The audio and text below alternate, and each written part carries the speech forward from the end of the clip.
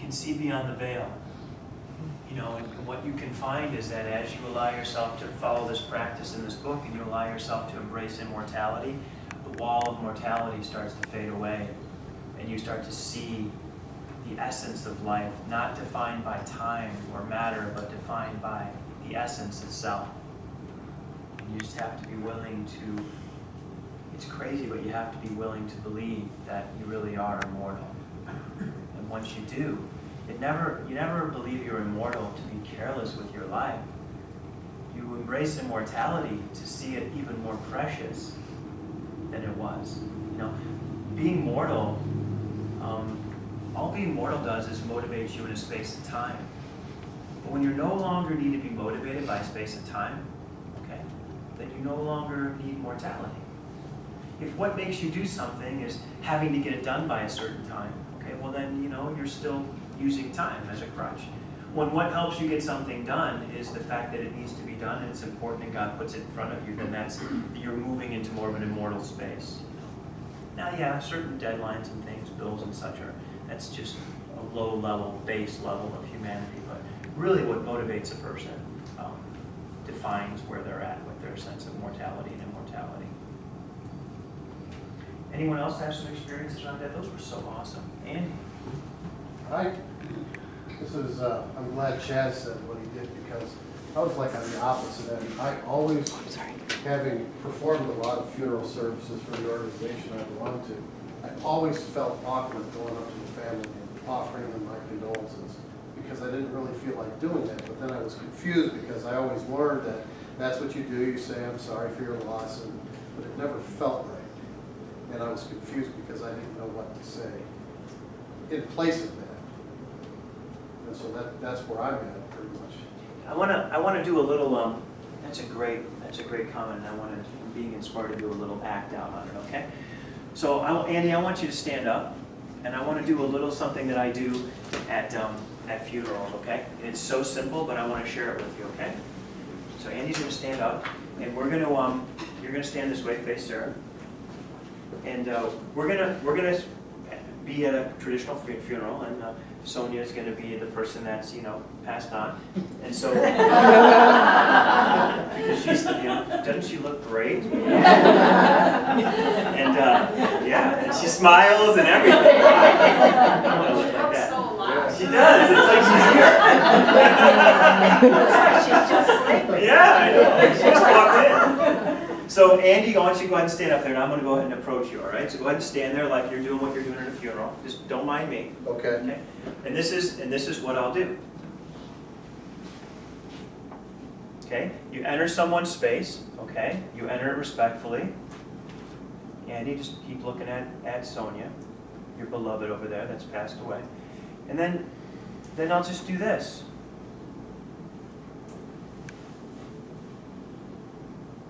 Okay?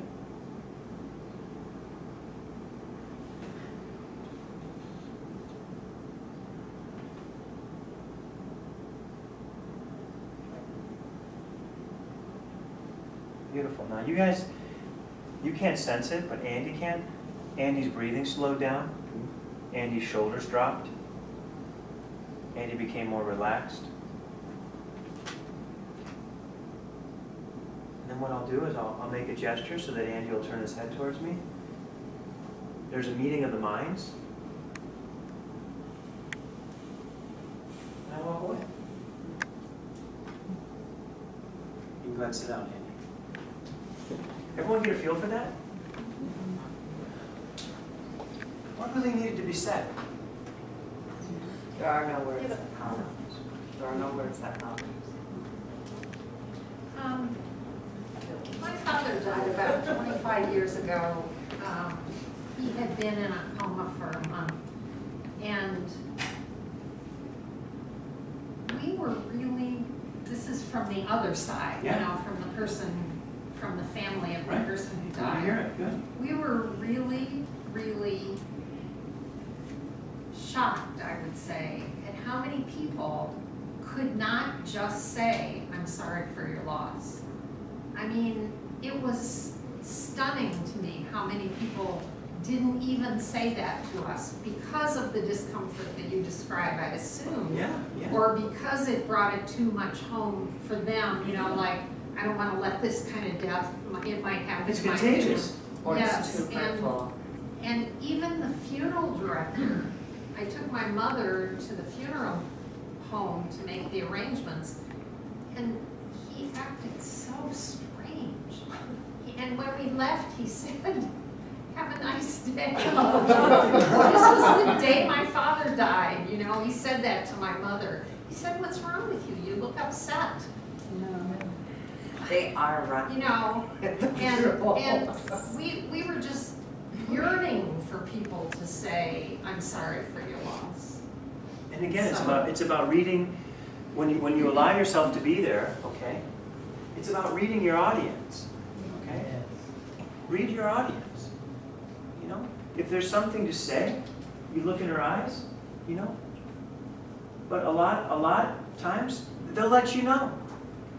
But it's about, like we're talking about, it's about getting out of that angst, you know, getting all those emotions out of the way, and just letting yourself come from your heart. When you look at someone's eyes and you feel they need to hear that, you just say, "I'm sorry for your loss." When you're with someone like I was with, the point is, even if you don't know what to say, okay, enter into a space with someone, put your arm around them, give them a sign of comfort, do some deep breathing, and what you're not able to say out loud for them, say in prayer. All I did with Andy was just held his hand, held my arm on his shoulder, and just wished him peace and healing in this moment.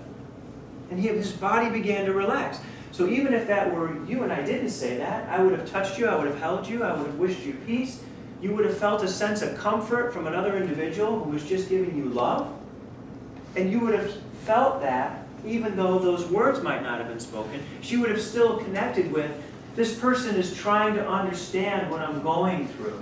And they're here. That's as good as it gets sometimes. You just have to be willing to be there. We've become such verbal animals that we think we have to talk about everything. When in certain base situations, you know, like death, we just need to be there for each other. We just need to hug each other. We need to be vulnerable enough to just hug someone and just hold them, okay, until their hug lets go. Hold them until their hug lets go. And just be committed to hugging them as long as they're hugging you back. You're just there. And you'll feel them start to release. The emotions will start to release. And then their arms will start to loosen a little bit.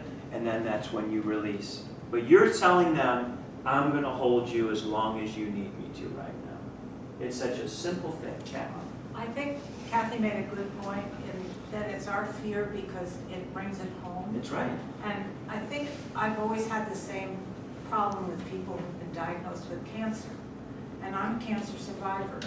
And so I could see when Mary Ann, right? Mary Lou looks at me and she knows that I've been diagnosed.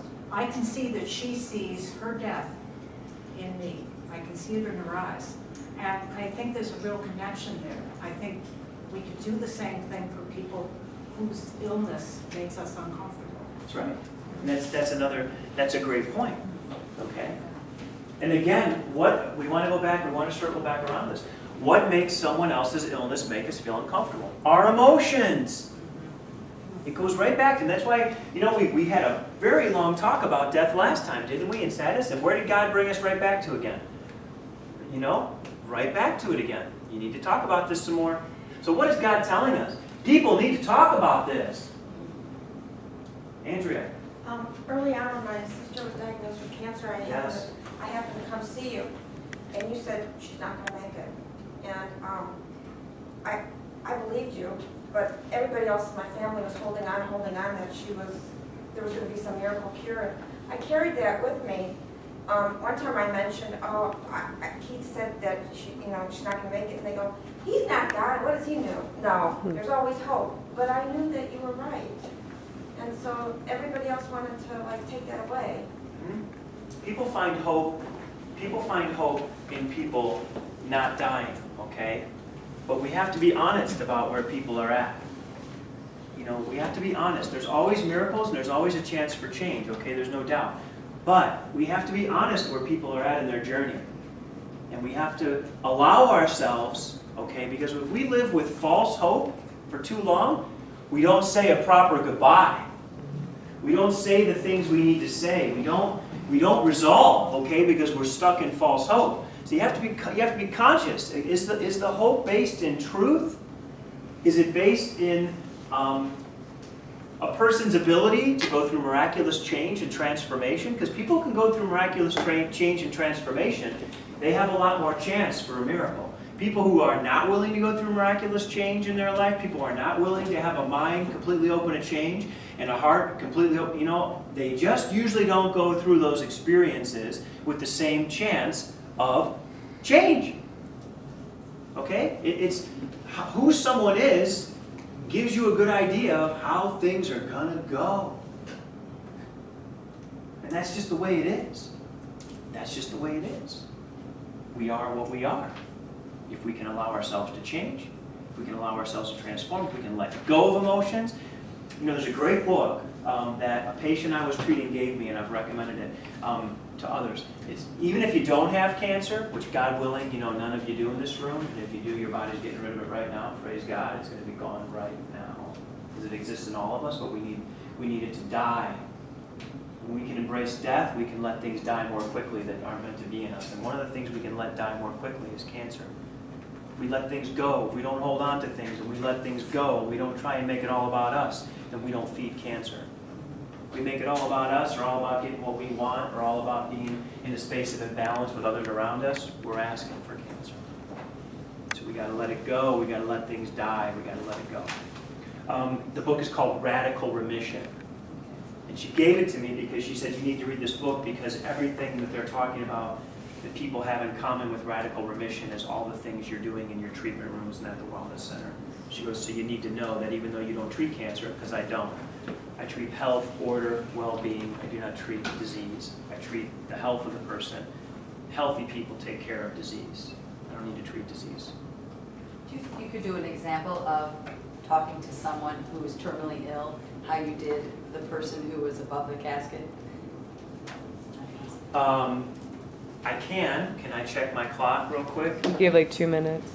Okay, so let's just make an agreement because we're a class here. Do we want to? Does everyone want to hear that, or do we want to do healings at the end? What do we want to do?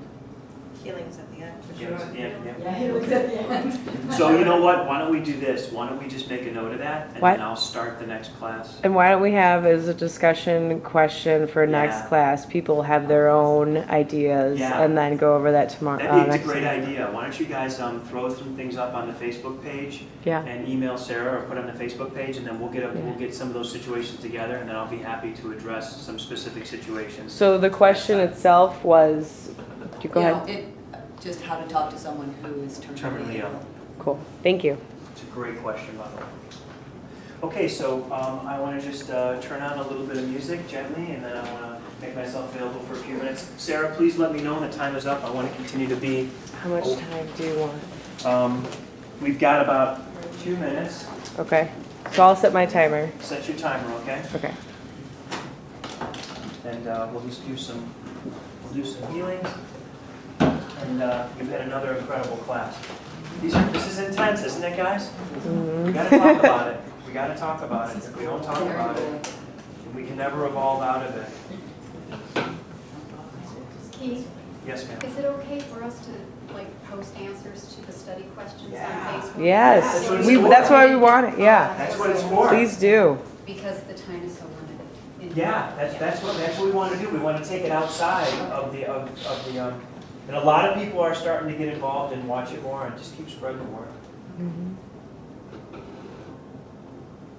I love it, Kathy.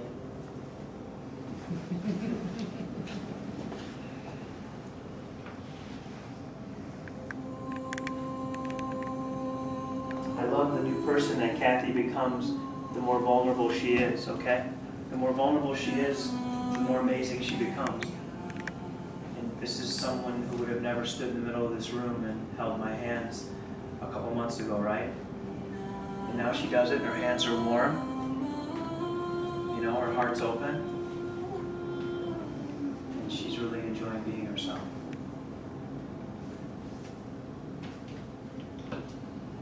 Catherine's going to have her healing on the thing that she surrendered here tonight, and that's her vulnerability. So everybody who has a vulnerable space in them, let's all become comfortable with our vulnerability. I want everyone to say this with me. My vulnerability is no longer my liability. It is my asset. It is a tunnel to love. Always with the light at the other end.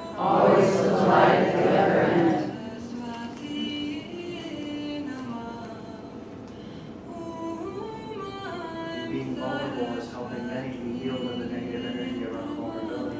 Vulnerability is done having a negative connotation for all of us. It's a sign when we're feeling vulnerable. What is it? It means we're being loving. When we're vulnerable, it means we're being open. When it's vulnerable, it means we're trusting God. When we're being vulnerable, it means we're totally saying, love, take me, use me. I will be your fool. I will be your muse. I will be your servant. Because when love is taking us into a place of vulnerability, we cannot be a slave to fear. So I will embrace being vulnerable any day. You get used to it, and it becomes very comfortable. Thank you so much. That's a heart open to love. Anybody else? Anybody else want to have an experience? Everyone, she never asked for it. She'll probably be a little bummed that I'm even doing this, but this is the wonderful woman who transcribes all the visits for us so we can read them. So this is the beautiful person behind the work.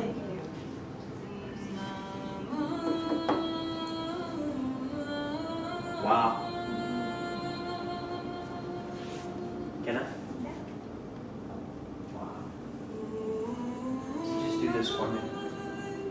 Everyone see these hands? See how nice they look? These are the hands of a healer now. These are no longer the hands of someone who's punishing herself over anything.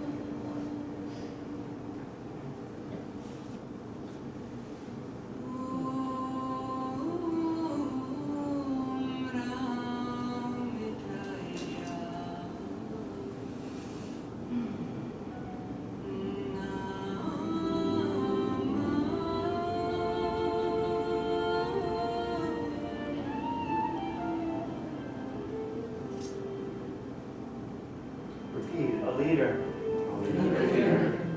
is sometimes someone no one really wishes to follow. Yet they know they are walking in the right direction and are willing to do it, even if they are lonely at times.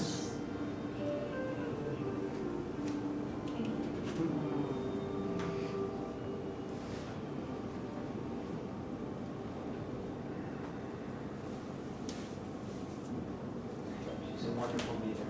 Anyone else? Anyone want? I don't want to be selfish. But. I don't want to be selfish. I don't want to be selfish. Now just think about this. You're stepping into the middle of a room to accept the healing on behalf of everybody in the world that needs to be healed of the same thing you're going to be asked to be healed of. And you don't want to be selfish. Is there any selfishness? I'm new. Okay, I'm new. No. Perfect. But isn't it funny that could be confused with selfishness? So what are you asking for assistance from tonight? Just more peace. More peace. Okay, so let's just look at what stands in the way of your peace, okay?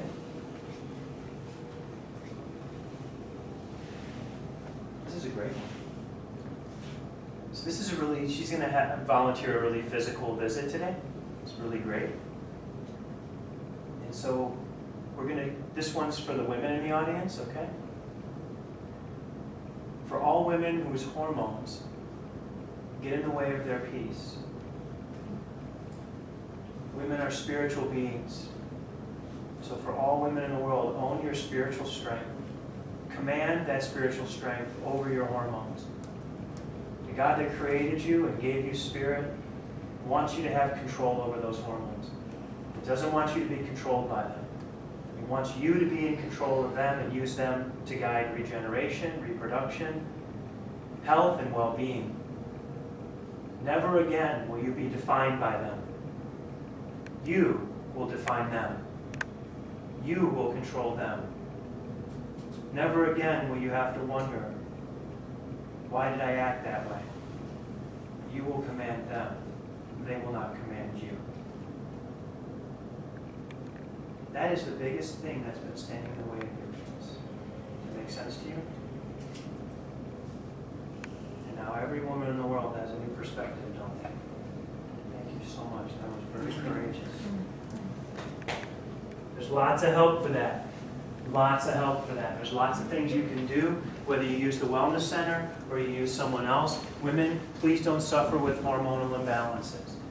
Please don't suffer with that. And don't take that on. Remember, we don't take on any crosses here, right? We're here to get off our crosses. We're here to walk in complete healing, in complete peace. Don't take that on as a cross. Get help. Call us. Get resources. If it's not here, I don't care. Just make sure you reach out and you find what simple things you can do to gain control over the chemicals in your body. Don't let chemistry rule your life. You're the Spirit of God. Command your chemistry, change your life, do whatever's necessary. Don't let chemistry rule your life. It has an effect, but don't let it be the leader. You're the leader.